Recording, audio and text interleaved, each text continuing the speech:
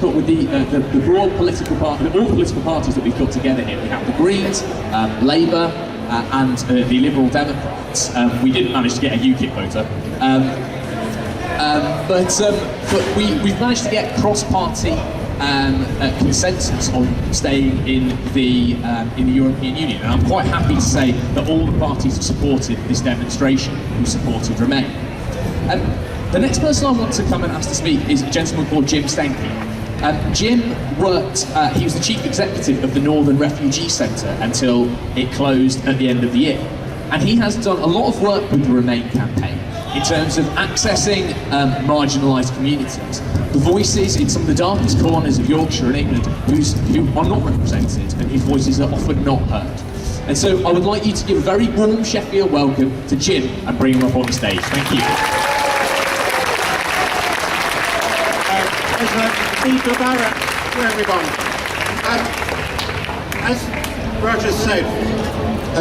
As Roger said, I've been very involved in the Stronger In campaign over the last few months. And I suppose the message that I'm really wanting to bring today is that it doesn't really matter whether you voted in or out, what political party you're in, and I'm including some UKIP people in that as well, or what particular fraction of the parties you are. This is absolutely disastrous time for all migrants, not just EU migrants, and for refugees. The reason for that, I think, is both immediate in terms of the racist spike.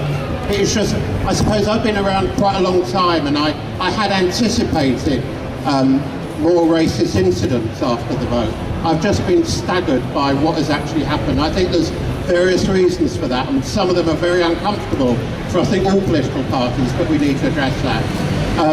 I think there's also the current uncertainty in terms of for EU migrants, the concern that they're going to be used as a bargaining chip between the British government and the European Union. To some extent I understand that, and I think it's very easy for people who are not taking responsibility for their actions in terms of those people who want to go out, in terms of saying, well, it's okay for EU migrants to stay here now. I don't like what Theresa May may be saying, but I understand it.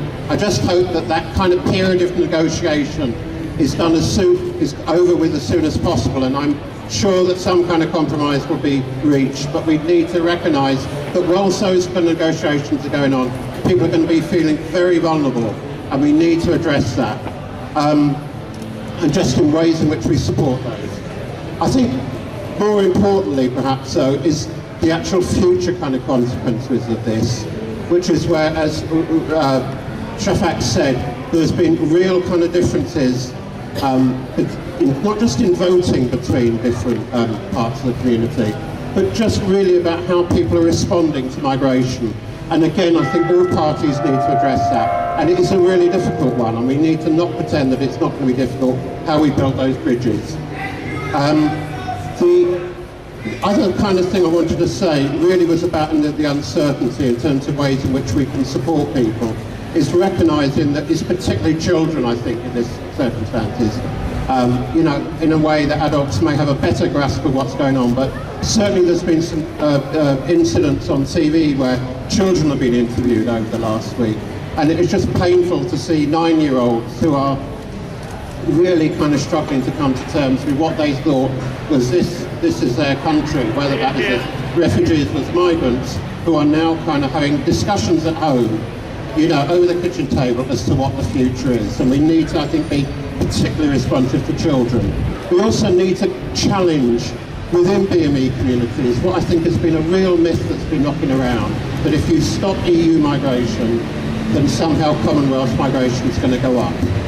That's a fallacy. That's not going to happen. If anyone that's thinking that a point system is going to result in that, I think is deluded, to be honest.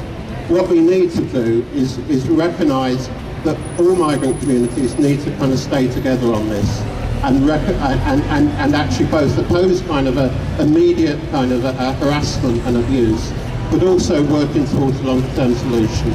So to finally, what we need to be doing in terms of challenging is challenging both the racism, and you've seen some incidents where, you know, like things have happened on buses and other people on buses have challenged that. But I think it's a softer racism that we need to back where it's now acceptable to say some things that perhaps a few months it wasn't. And we need to kind of actually, and that may well be friends, certainly kind of, you know, friends, family of mine have said things that I think, I really don't like that. And it actually takes quite a lot sometimes to challenge that where people are close to you. But I think we have to. We also have to look at dignified responses to things, and where there are going to be kind of, migrants are going to be blamed for so much over the coming months in terms of how, you know, if they hadn't been here, this wouldn't have happened. We need to look at how kind of some of the dignified responses that are actually made by family and friends that are actually been affected when crimes have been committed. We also need to ensure that there are still routes to citizenship for longer term migrants, and this is something that I think local authorities, and that's something that I would hope that Sheffield Council is addressing. We also need to assure that any asylum focus continues to be Europe-wide, and Calais is not treated as a political ping-pong. It helps no one, but I can see, and I think that again requires discipline for all of us. And we need to make sure that politicians who keep saying that yes, we recognise that there's a positive contribution that migrants and refugees are made, but then say, but we need to come in at that but and say, what do you mean? Does that but weigh out the kind of enormous contribution that has built this city and other cities in the UK? Thank you. Thank you very much, Jim. I think that gives you an insight in some of the issues that migrants have in the UK. And the fact that actually a lot of the problems we need to solve with regards to migration are ones of domestic policy and not ones that are going to be solved by blaming everything on immigration.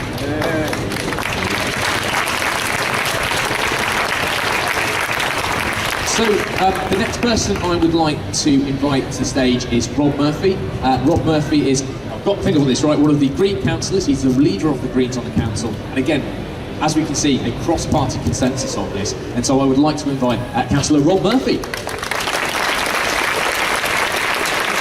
Thank you. Second. First thing I'd like to say is I love Europe.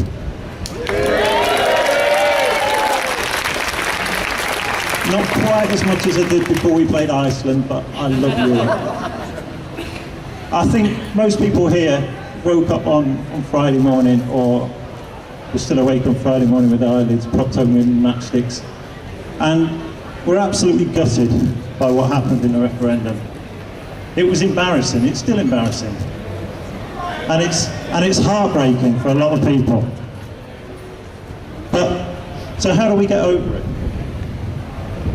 First of all, I think we have to accept the result. No. It's a democratic election, and we lost.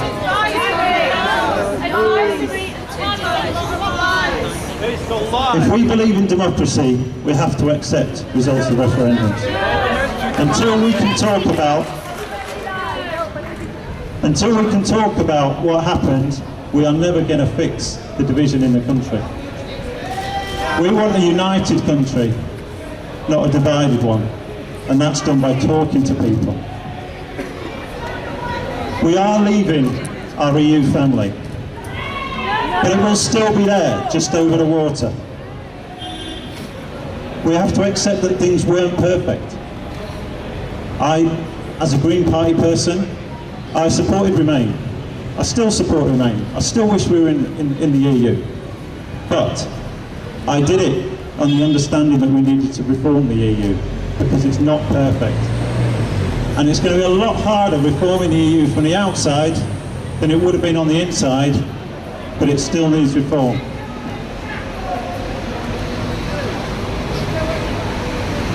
We want our country back. That was the phrase used by the Leave campaign. I can imagine the people sitting in Brussels going, okay, there you go, Dave, you can have your country back. Okay, you don't want it, Boris will have it. No, you don't want it either. Well, we don't have to give it to Nigel, do we?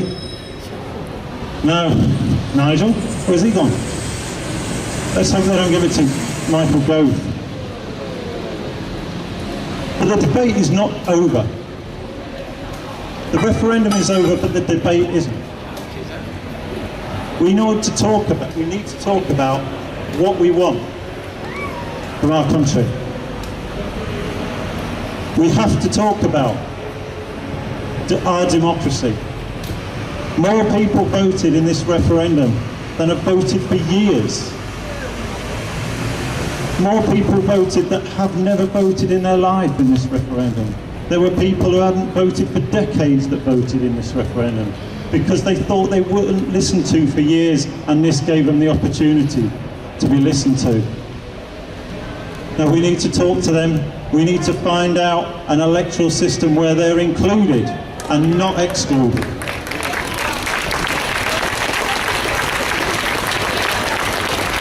We have to defend the benefits that we've got from the EU. We have to defend environmental regulation and not weaken it to allow companies to come in and use the lowest common denominator and exploit our country.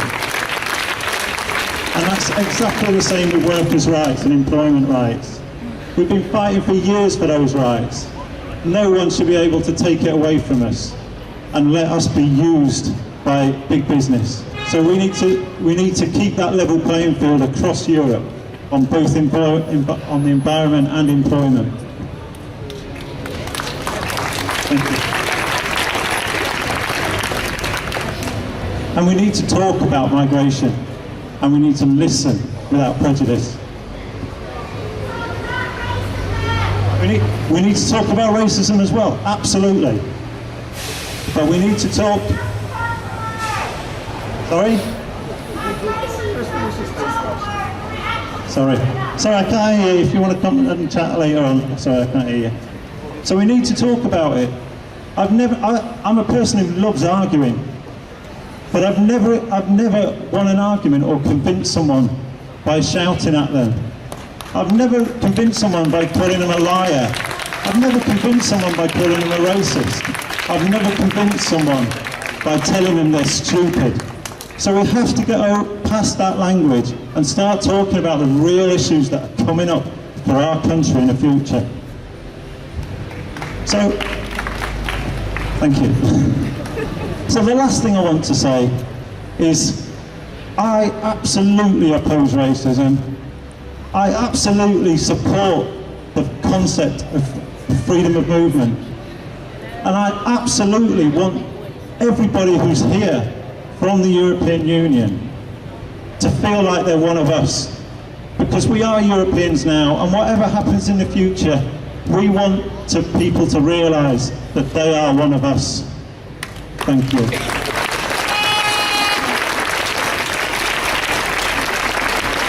So, I've talked about cross-party consensus a lot, and actually one of the really wonderful things about this campaign, that I think anybody who is involved with Britain Stronger in Europe will say it, is that a lot of people made a lot of friends across party political lines, which can only be a good thing for progress, for bodies like Sheffield City Council working together for the future of Sheffield.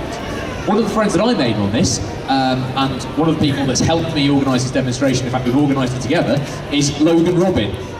Logan's a student at the University of Sheffield, and I'm going to invite him to the floor to talk about his experience in the European Union.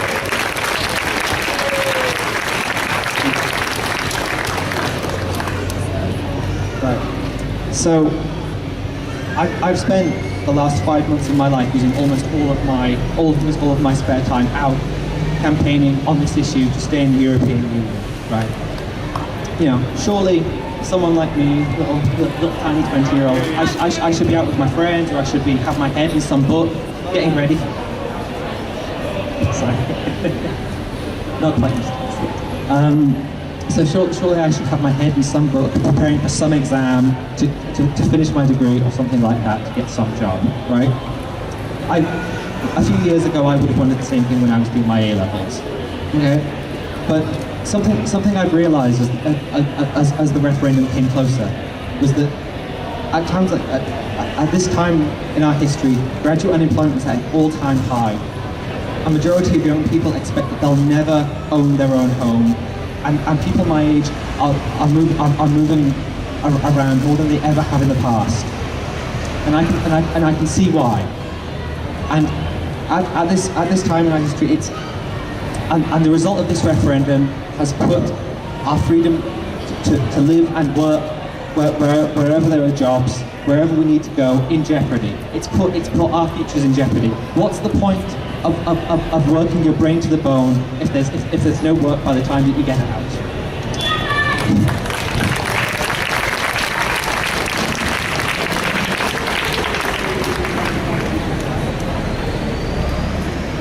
But surely it should surprise nobody that young people voted at a ratio of 3 to 1 to remain in the European Union. It means so much to us, not just for employment, but for a range of other things. And for me, and this affects me more than just as a student. I may not be able to tell by my accent, but I grew up in Hillsborough in the 1990s.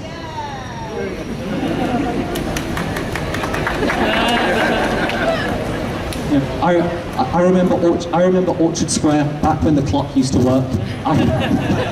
I remember when the skyline of Sheffield used to have more cranes than it did buildings.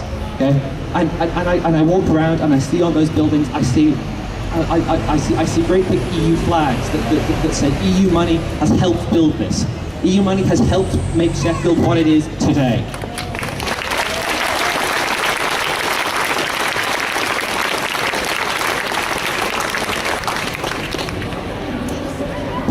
There's more as well. For students like me, things like the Erasmus program, the massive amounts of funding that goes to universities, all of the work that the EU has done to prevent climate change, which hopefully, if I don't get hit, assuming I don't get hit by a bus on the way home today, I'll live to see that work come to fruition. Yeah. And I think these are some great things that we need to protect, and more important than ever are my fellow European students, because that to me and people like me, they're more than just students. They're more than just migrants. They're friends, they're family, and I'm terrified of the prospect of an iron curtain of visas separating us apart.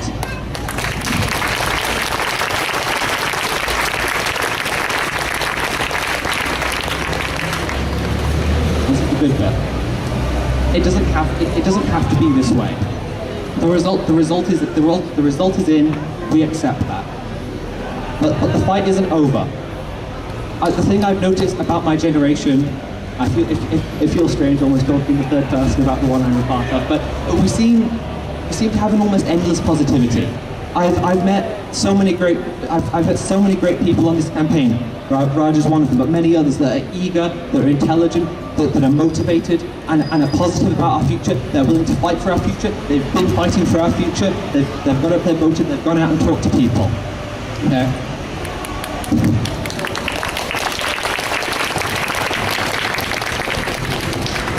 And I genuinely believe there's a reason why I say our future's in jeopardy, because it is in jeopardy, but it's not lost. I'm not resigned. We can accept the result, but still fight for a relationship with Europe which is acceptable to the whole country.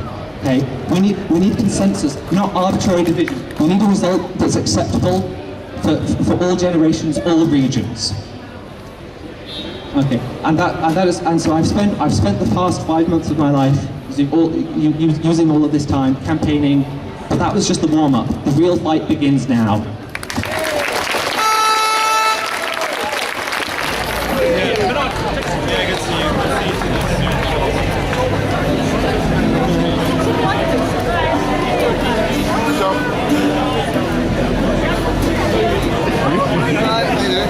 I want to start with an apology.